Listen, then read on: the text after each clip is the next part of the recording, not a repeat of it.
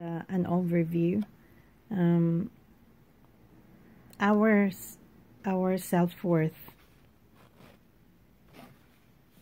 is going down as we see um, the mess in society, the poor people, the homeless. So it's affecting us, and so we take it personally. What happens here is that physical interaction, or in this case sex, by the way, the first card is worth. So sex is being seen as something we can derive pleasure from. So when there's no boyfriend or husband, we tend to see ourselves as less than others, because we can see others are smiling and whispering some things in the ears of the boyfriend or the husband, so we become jealous because we tend to compare ourselves, you see, with others. And in this comparison, really what is going on is there's a pattern here where we see the other person as an individual that is our competitor. So then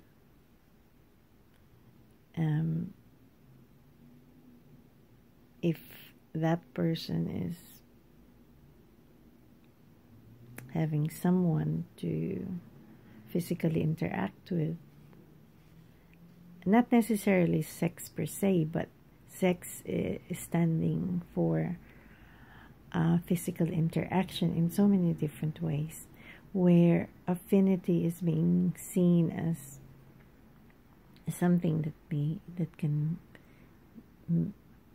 give worth to someone. And that is something that we have to learn. How can we see physical interaction, even in normal physical interaction with friends, and not only with male friends, but with female friends, or with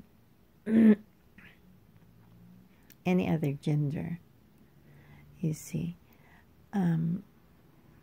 as something that is more of a self-expression, our own expression, as we enjoy ourselves in our own lives and sharing it with another. And that doesn't need to be seen as giving us additional value or less value if we don't have it, but rather a point of expressing ourselves and who we are with another. So here we have cards to get support from when walking this journey of seeing our worth as the real worth, meaning we are parts of the whole that is life, and that is who we really are. And because we are a part of that whole, whatever words we give meaning to, and we say and act and behave, becomes our contribution. Or if we are not using the words properly and we're not talking,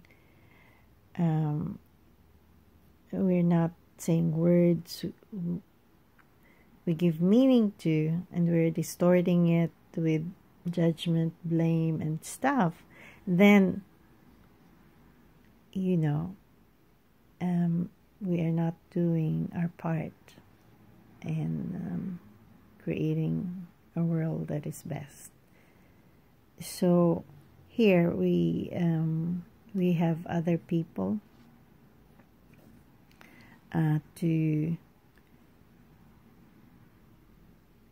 we can ask other people to join us in so many different ways, you see, and we can do that. We can actually contribute by doing that, and we don't have to be very beautiful or very thin, or